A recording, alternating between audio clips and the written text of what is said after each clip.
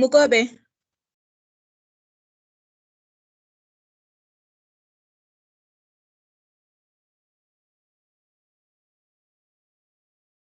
Oh, okay, never mind.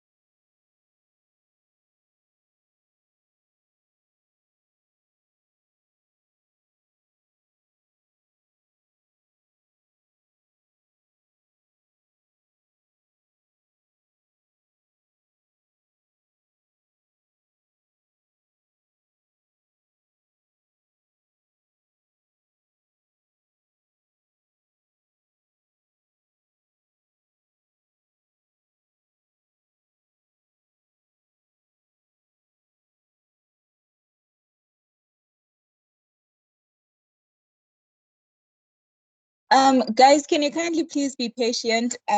We are waiting for the teacher to join in. He was having problems. Okay, he's here now.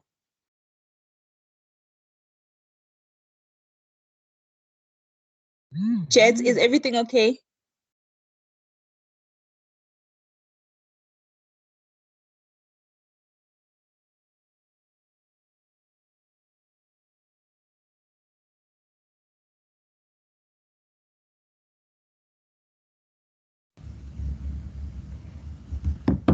Yeah, everything is okay. I don't know if you can guys hear me.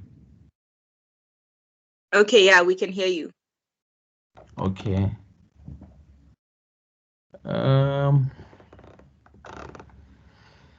So should I start?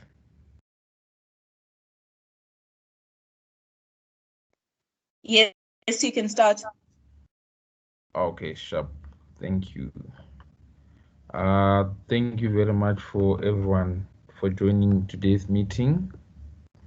If I may ask, are we only 5? How many people are in the meeting?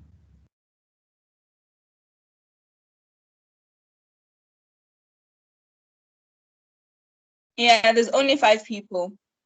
Okay, sharp, no problem. So thank you guys for joining today's meeting. So today we are actually going to continue from you guys where you left last week. And I understand that last week it was sort of like an introduction for the class. And you didn't go through much, so I understand. I'm gonna just go through like in detail what actually entails this course, maybe how long does it last, and we are also going to have some sort of a presentation for you guys, maybe in the group of 2 as time goes on.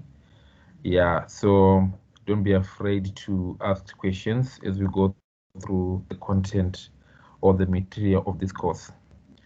So I want to just present the slides that I have. Don't just mind where the slides are from, but yeah, I'm gonna just present the slides and then we go through the slides. Then we can able to like take it from there.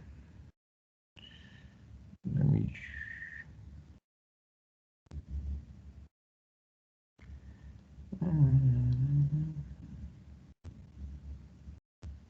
check that.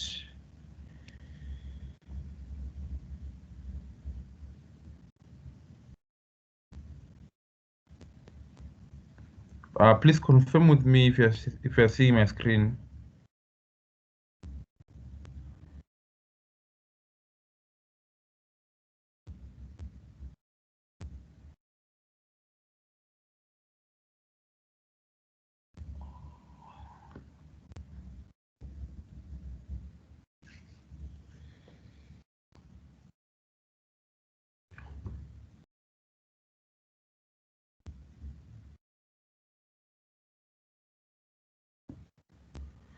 Just give me a minute. I'm just trying to share my screen. Please be patient with me there. Let me share.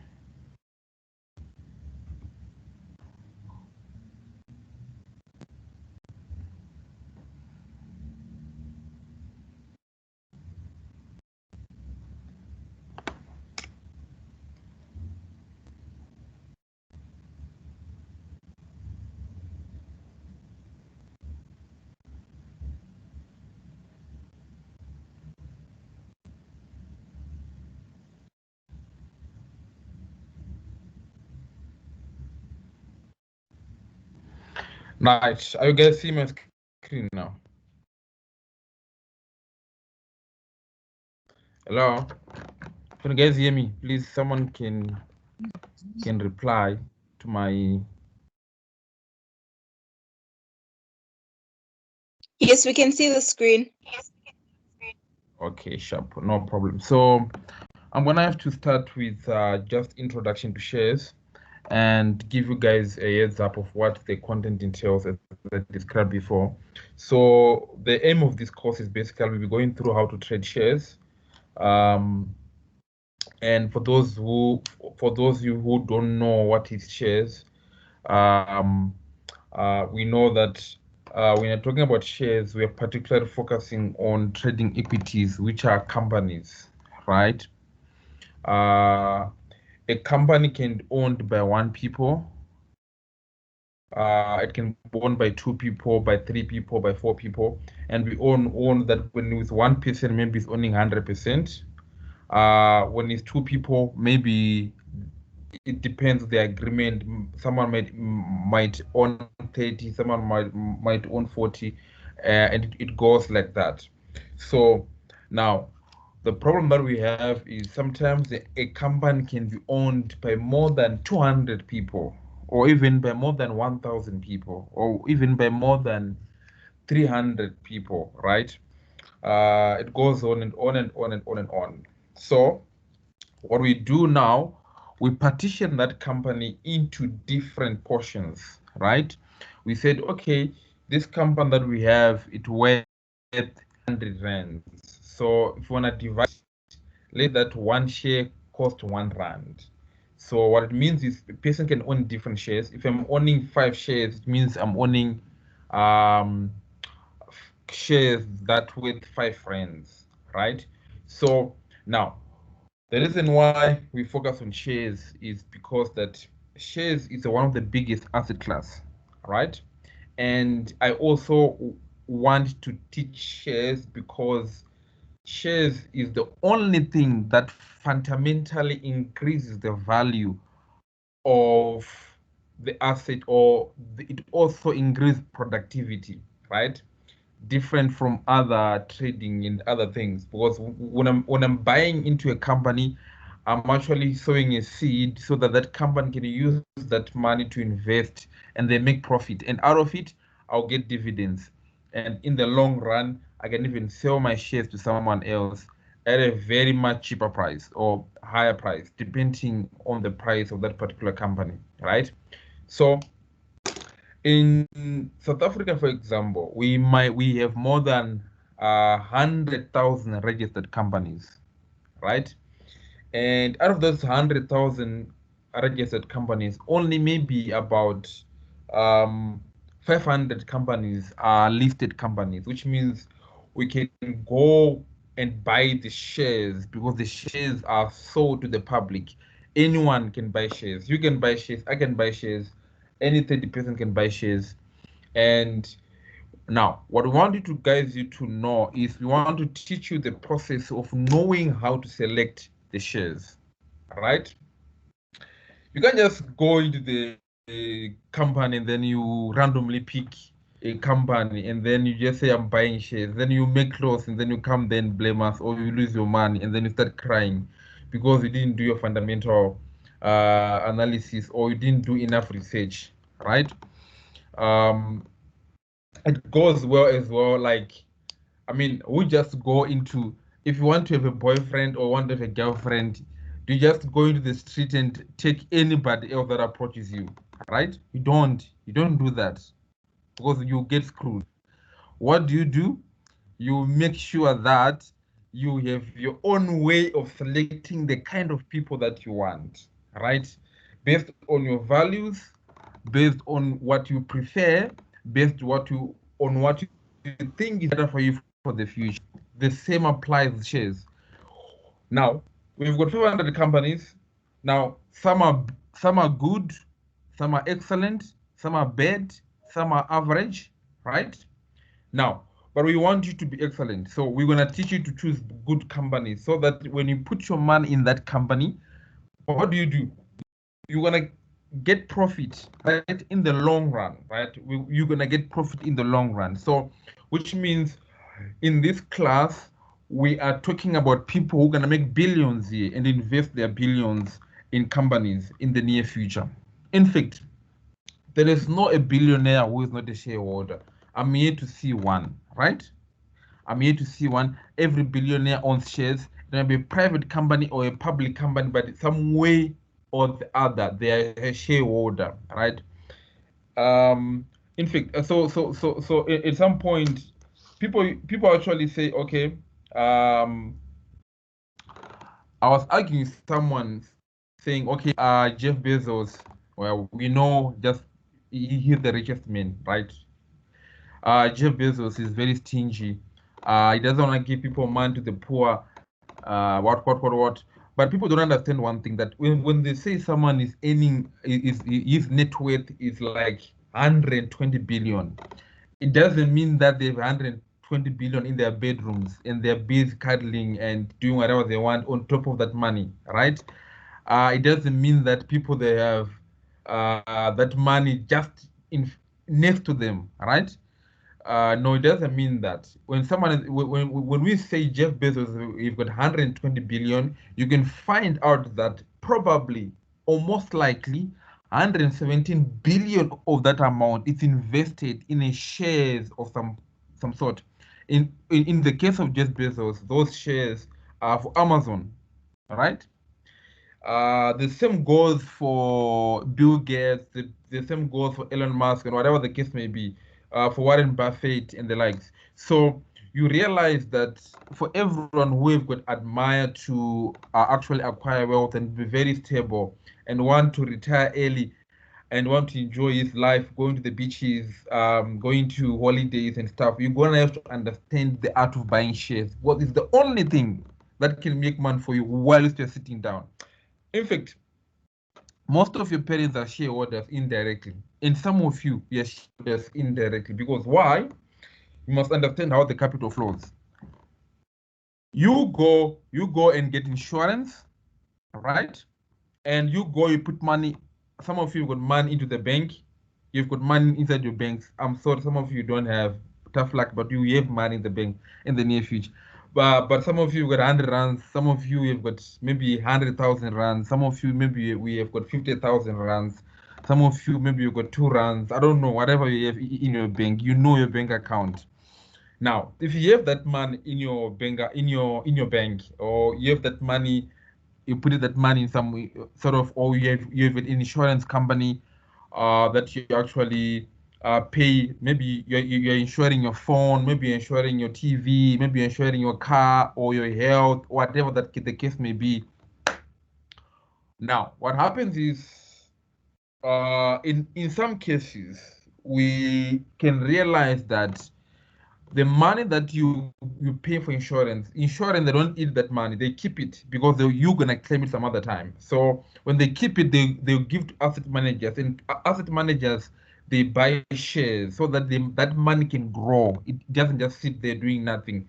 The same applies with banks. They've got investment banks that invest your money on your behalf. When your money is sitting in a bank, that money applies. When you withdraw, you take your money out. So you realize anywhere or anyone who has got cash, a power of cash, they can't just sit with that cash in their houses. They need to find a way to multiply. Otherwise, that cash will actually depreciate as time goes on. Inflation will eat that money and end up worth nothing. So they need to find a way to multiply that money within their comfort zone. That's when we guys introduce you, and we want you to learn how to actually trade shares, because in the long run, it is the only thing, and I repeat, the only thing that is reasonable, sustainable, comfortable, that you can invest in, and you can actually have a comfortable life for your retirement, knowing that your money is sitting somewhere with a good company, and what you all are doing, you are getting dividends, or you're selling some of your shares, and you're eating your money nicely. Okay, we're not saying that shares cannot go down. They can go down, but out of all the asset classes that we know so far, is the only asset class that's proven to be very stable. Consistent track record over the past, I don't know how many years. Companies have been operating the beginning of since the beginning of the earth, actually, when the Adam was here. That's when the company started. Because okay, back then it used to be farming, but companies, like, they grow up and changing and changing and changing and changing. And actually the stock market was introduced 200 years back, when. So what used to happen is, in France, when they started to do what they call colonization. So what happens is, people used to so people that, like, voyages that go into the sea and go to different countries and colonize us, like Africans. We got colonized by Europeans. I'm sorry, but that's the truth. So when Africans, they did get colonized, so what happens is now the people that used to go out there and colonize, or maybe some of them they go for barter trade, or some of them they go for raiding, or whatever the case may be. They wanted capital. When they wanted capital for their whatever journey, wealth individuals will come and they contribute. Said, okay, fine, for this ship, we're gonna contribute. I'm gonna contribute this much. In return, when you guys you go to countries like Zimbabwe, South Africa, Ghana, or Malawi, and for 2 packages of sugar, they come with 10 kgs of diamonds. That's how crazy it was. And they come back to the countries with a lot of returns. So people used to like that is a good investment, right? So that's what is used to happen. And so what happens is when people like collaborate, they own different part of shares of that voyage, and then it went out. And then what happens is now they when they live at their home country, like countries like France, they live with what they call certificates that prove that even if that ship comes back in 2 years' time, because back then a ship can go for 2 3 years, 6 months, and then it comes back. So they'll be holding a certificate in their hands that when the returns come, they can able they, to claim their proportion to whatever they invested into that voyage. So that's the where the idea of shares coming from. Both as time goes on, a ship can disappear for 1 year, but you've already paid your money to the ship, you already paid your contribution. You need your money back before the ship is back. So people used to speculate that, oh, the ship now is landing in some other part in Morocco, they're doing very well, and then you can sell your certificate to someone else who buy it at a certain price, and they're hoping that they will take your portion when your ship is back, right? So this is where the concept of actually of actually a market or shares started, and then it grew into a corporate. Someone saw the concept, he saw the concept and introduced in some other projects there in France, and then it spread to America, and now we've got all these big companies, and the in this idea for having shares is actually like accepted all over the place, because it's the only way that can allow companies to raise capital from different individuals, but each and every one of them, they've got their portion to claim in that particular company. So it's very important that you guys you understand the history of where the market come from, and also to understand why actually we are teaching you guys shares. And probably there is nothing else better that you can learn in your life other than actually trading shares. Nothing. Actually, I can say that there's nothing else. I mean, in the world of investments. Uh, so um, you did a very good thing to come for the class and to register for the class and stuff. So we're gonna go through the material, but you know that learning is an individual project. You have to go through a lot of materials on your own, a lot of books, to really understand properly how actually this share industry works and how do you make your decision. What we do here to give you a best guidance possible, but we can't actually make you an excellent trader or an excellent investor or whatever. To do that, you need to go an extra mile, go do your research, and you take a bit of experience for you guys to actually understand this concept very clearly. And I would advise some of you to go on the platform that you can use. You can use Easy Equity, you can use a Standard Bank, or whatever the case may be, to start with a very little amount and start actually trading shares so that you can gain experience. Because this class is not a theory class, as some of you think. Some of you are taking notes, it's okay, but this is not a theory class. It's a practical class, 70% practical, 30% theory. The reason why we believe that it's a practical class, because these concepts, they cannot just be taught and then sit in your head, and then miraculously 7 years down the line you want to be a trader or whatever the case may be. By the way, the market will discipline you, and you hate what is shares trading in whatever the case that may be. So as a practical concept, we believe that you should take it slowly, right? As long as you're learning, don't start a lot of money, even if you 500 rands, even 300 rands, or whatever the case may be. Start very small, grow your portfolio. As you grow your money, as you grow your income, you can always increase your contribution into your personal portfolio. Some of you, you'll be working in the next few years. Some of you, you're already working, or I don't know if some of you are already working, but one way or the other, you earn money and you have access to your expenditure. And then you need to decide what to do with that money.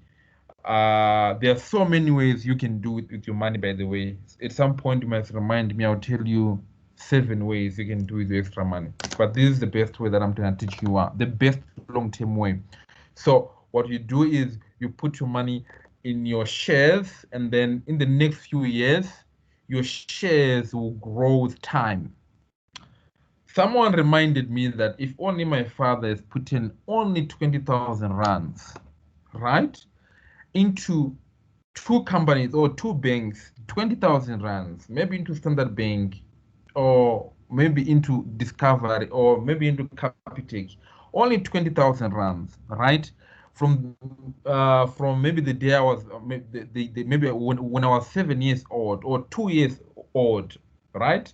Right now I'll be having how much? More than 1 million, basically, rands. In some extreme cases, I'll be having more than 20 million sitting into my account, doing nothing, just the power of compounding and growth of shares sitting down in my account.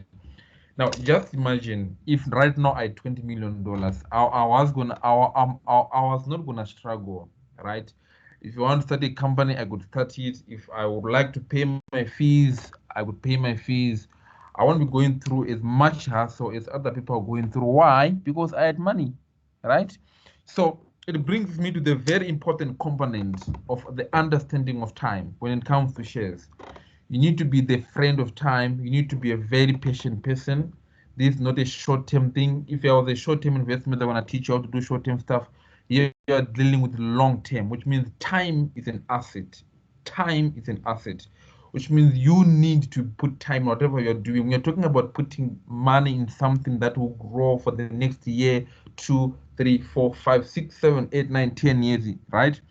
And there is nothing as good as wait for your wealth to grow like a tree while you're just sitting down and watch it. Trust me, you enjoy your money nicely at some point in time later on. So what I'm trying to emphasize is the earlier you invest and put your money there, the better. All right? So that when you are old, your kids don't struggle. In fact, when your kid is born, most of you, what you're supposed to do is to invest and let those shares grow so that when they are old, if they want anything else to buy for themselves, they can either say, oh, thank you, dad, say, thank you, mom. Now I have my shares, I can do certain things, I can buy whatever I want to buy, so that you can break the cycle of poverty in your family. And the only way you can break the cycle of poverty in your family is to ensure that your kids, or whatever the case may be, they have a better footing when they reach like 20s and stuff. Right? Very interesting. Very interesting. So probably it's very good that you guys you come to this class. You definitely see that you learn quite a lot as time goes on. Right? So now that you guys understand shares, now I want to tell you certain things about shares and stuff, right? So, in the world of investing, you need to understand the art of discipline. You need to understand the art of patience. You need to understand the art of research. In other ways, going deeper into research and analyze and study, right? And now, when you're going through these things, you will notice that at some point, okay, this thing that does not come naturally, you need to practice it, right? You need to practice it. I've seen it. Having a strategy to win in terms of buying shares or choosing shares, it might be the easiest thing to do. The easiest thing to do right now is actually have a research in between 4 to 5 days. You identify a company that you want and to buy. But now the discipline to either keep that money there while you're hungry, right? Or maybe your girlfriend is demanding some money and you are broke in your account, you sell those shares and you give your girlfriend. I don't know, that's your own mistake, or your boyfriend, whatever the case may be. But the discipline to keep that money invested, and the patience to let that investment mature enough, right, is very important. Now, the reason why I'm saying that is this. Some of you, if you invest today in a company and 10,000 and the company grow, multiply, and your money becomes 50,000, the next thing, oh, bro, my money is 50,000. I want to take my money out. I want to take my money out. Why are you taking your money out? By the way, why are you closing a winning position? Why can't you hold your trade for longer than that? Because if you have that mentality, it means that you can never reach a million. Why? Every time you've got a small gains or what you're thinking of pulling down, the fear of being success is more dangerous than the fear of failure. That's what happens when it comes to the world of trading. People, they want to be greedy. They get into making shares a bit of a small profit. They want to exit the market because wow, they make a bit of money and they want to exit.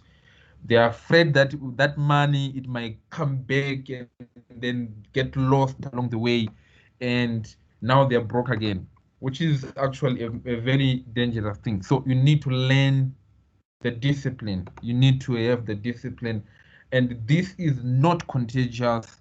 This cannot be taught theoretically. This cannot be transferred via some pipe or whatever into your brains. This cannot be eaten like food. You need to teach yourself. The process of teaching yourself is by practicing and learning, right, from your mistakes, because the greatest enemy in terms of trading is yourself.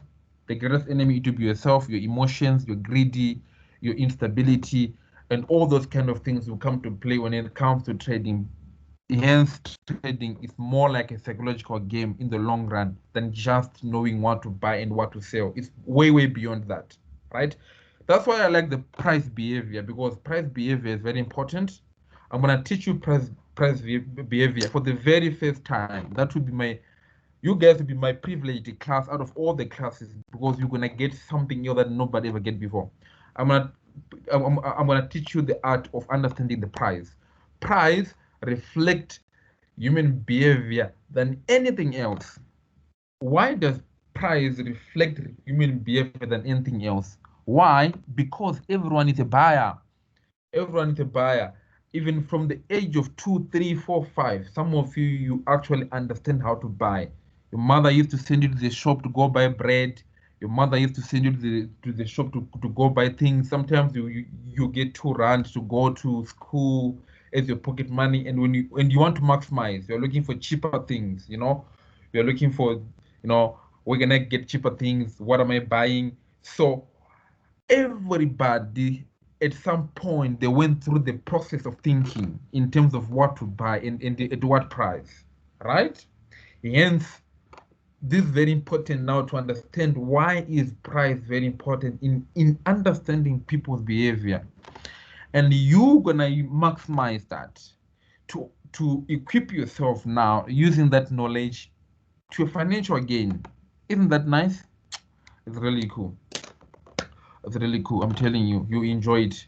Now, we're talking about discipline. We're talking about how we need to be patient. We're talking about how you need to practice. And I can still repeat, this is a practical class. Make sure that you already have an EasyBit account and you are practicing as we are going through whatever we are doing right now going onwards. Okay.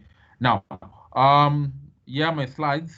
I actually covered some things here. Let me go to the next slide. Oh my God. Now, topic of discussion. Um, let me go. Let me actually check something. I can see. I don't wanna just like I'm talking to myself here. There are people I don't even know whether people are online or not. 1, 2, 3, 4, 5, 6, 7, 8. Right? Okay. Exclude me. Let's say we are 7 people. So I want to just explain um, the difference between investing and trading, right? Investing and trading. Now, even God himself, he expects people to be investors. This is how it's surprising that God expects people to be profitable investors, isn't it? Now, let me tell you something. If I give you $1 or 100 rands, you can choose to either to do three things with that money. You can choose either to put that 100 rands in your shelf, put it there and not spending it, sit down, savings. We call that savings. You're just saving your money there, nothing, no growth. Good. In fact, good investors, they're good savers. I'll explain to you that concept. Why is it good investors? They must be good savers before they are good investors, right? Because anyway, what do you invest if you can't save? You need to understand the art of saving. What is saving? Some of you, I want to teach you from the basics, but some other time. Just the ability to control your appetite of expenditure. You mean their expenditure appetite is high by nature. In fact, most of you spend more in your mind than what you earn. If I give you 1 million, some of you already finish it before I even give it to you. If I promise you 1 million by tomorrow, it's done. You're saying, okay, I'm gonna go to this holiday. I wanna buy this. I wanna buy this car. I wanna buy this land. I wanna buy what. The mentality of buying, right?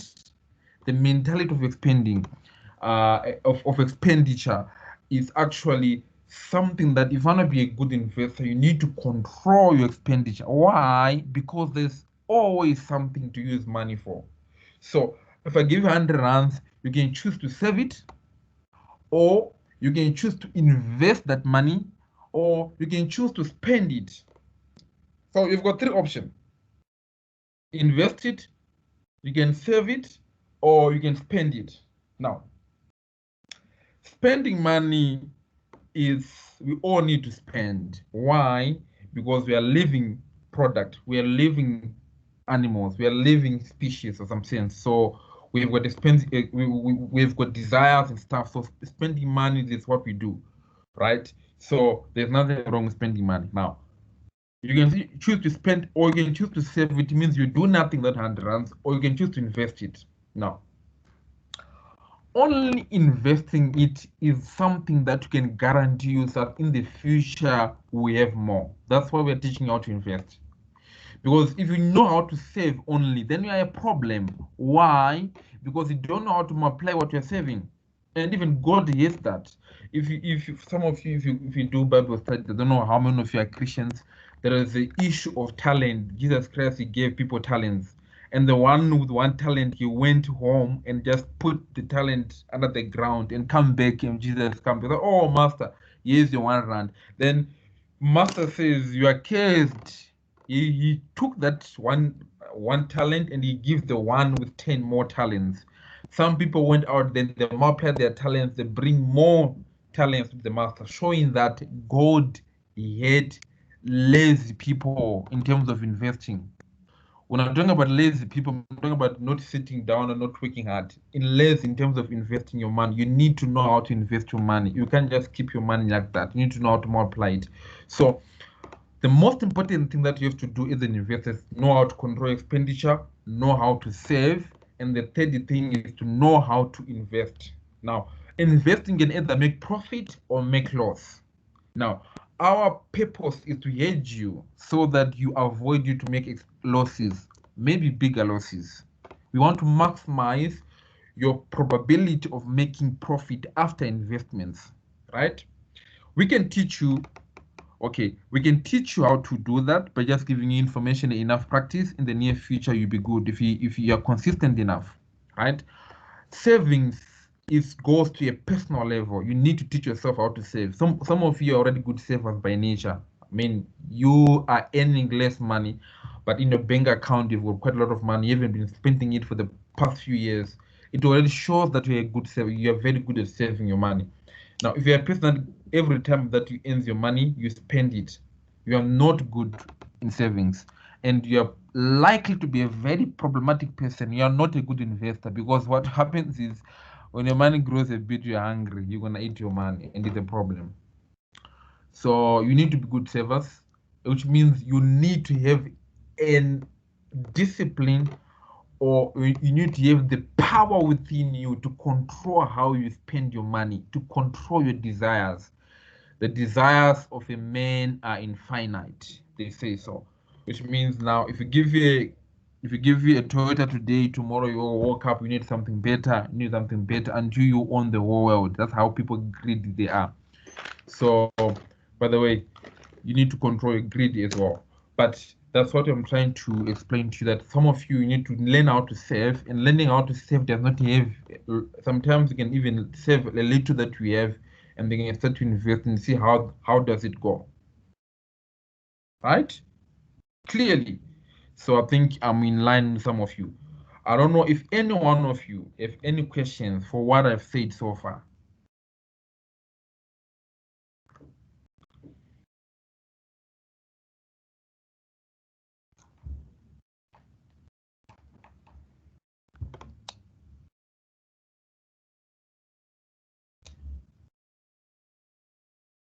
Wait, am I even in the meeting, or I'm talking to myself?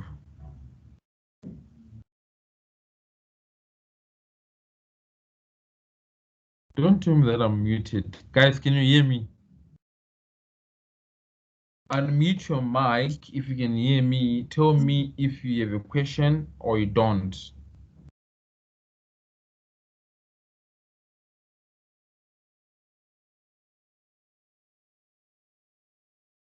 Hey, we can hear you.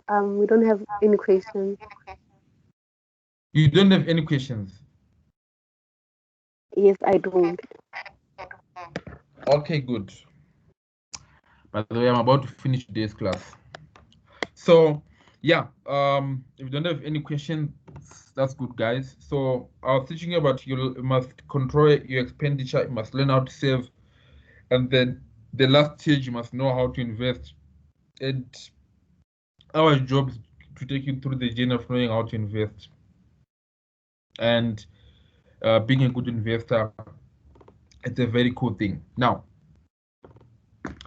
I wanna give you an opportunity today to explain to me the difference between a rich person and a wealthy person. Someone who is rich and someone who is wealthy. What is the big difference? Michelle. Um, I think a wealthy person will be in terms of what they own, like the shares they own, and then I don't know. I'm not sure. Oh, Michelle gave up. Who else can give me a better answer? Hi guys, can you hear me? Yeah, I can hear you. Yes, I would say that wealth is something which is calculated in terms of the assets that you own and Yeah. their value. And then in terms of being rich, it has to do with the balance in your bank account. I can say as such. Yeah, I don't know if I'm wrong or right. Okay, an interesting perspective. Uh, some of you, who else can give me a different answer?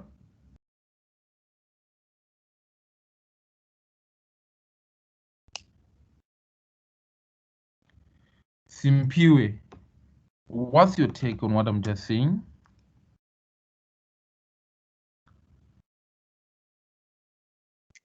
I think my take is also the same with the person that just replied now, that a rich person is one that has a lot of money. Yeah, but then a wealthy person, it goes with what assets, the value that you have. Yeah, because it can be possible that a rich person can be broke. Okay. Who else wants to give me an answer? There's someone called Mohale and Bonolo. I don't know if I'm pronouncing it very correctly, but I want to hear your views. Okay. There's also, yes. I think that a wealthy person is someone who has assets, but like he's no longer working in the business. The business are just running themselves. And a rich Yeah. person, he has the assets, but he's still working, like he's going there, he's still there trying to, yeah. Because if he stops, he might go back to being broke or poor. Yeah. Okay, good. And then the next one, is it Mohale and Koketso? I wanna hear your views, guys. If you haven't spoken, unmute yourself, give your views. If you can hear me.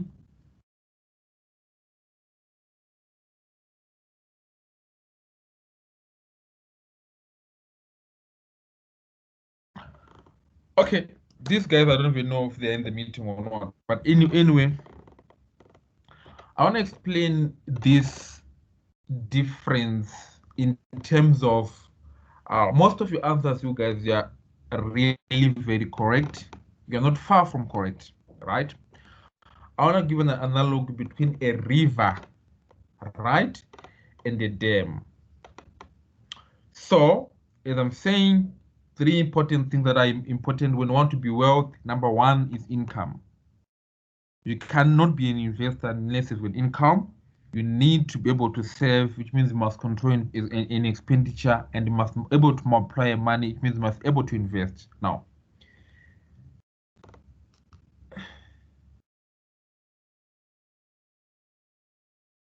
so now a river can flood. You know, a river can it's where the water flows, and the dam, the water pass through the dam, right? But at some point, a dam have a reserve, right? What makes dam an interesting case to study? Dam is actually where a river pass through, right? And what happens in a dam? What happens in a dam is a dam, they have like they block the movement of water outside, right? And they limit to whatever that goes the other side. So which means in the long time now the dam will be accumulating, right? Now, a dam is the same as a wealthy person. It's the same as a wealthy person, right? Which means the first thing that you must have income. There should be a river passing through the dam. You must have streams of income that comes to you. And then what happens?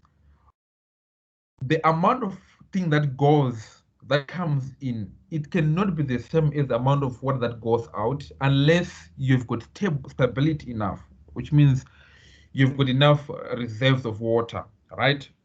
Now, what makes a dam an interesting concept is you what makes a dam interesting concept is in the time of drought or season or there's no more water flowing in the river, what happens is a person with a dam, they can always have enough water at any point in time, right?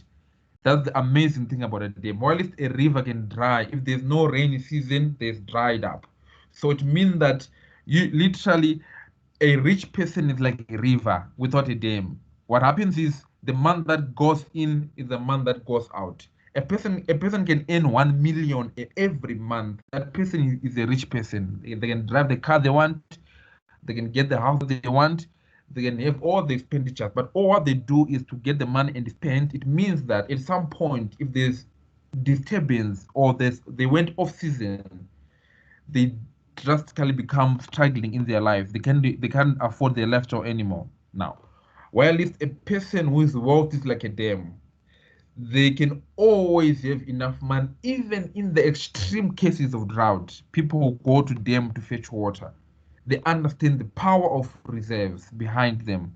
So which means at some point they understand. So you need to understand the concept between the two. So you need to understand this concept clearly because it will help you to understand what is a wealthy man and what is a rich man. You might be very rich, but you are not wealthy, right? But for you to be wealthy, you need at some point to be rich so that you have that income that you can always reinvest and it multiply and works for you in the future. Hence, we want to train you guys to be wealthy. That's why we introduce these financial lessons as well for you to understand. So, the difference between investing and trading is very clear. Investing is a long term. You're putting your money in a certain asset class with an expectation of return in a long-term basis. Trading, you're actually taking advantage of small short-term changing of prices of a commodity, of an asset class. So it's a short-term trading, short-term investing is long-term. Investing improves productivity. Trading doesn't. Trading is a zero-sum game. Willing buyer, willing seller. That's it. So you need to understand these two. Now, next week I'll be taking you through the asset classes, right? In other ways, shares, gold, bonds, whatever the other way that you can trade your money, and I'll be narrowing it to you down why are we choosing shares for the meanwhile, and also the possibility of going to other areas that you can able to play around with in order to increase your portfolio, your personal portfolio. Right? So, guys, I think for today, I'm gonna end here. I'm going to give anyone an opportunity to ask questions if you have. Uh, for the next 1-2 minutes. After that, we're gonna call it a day.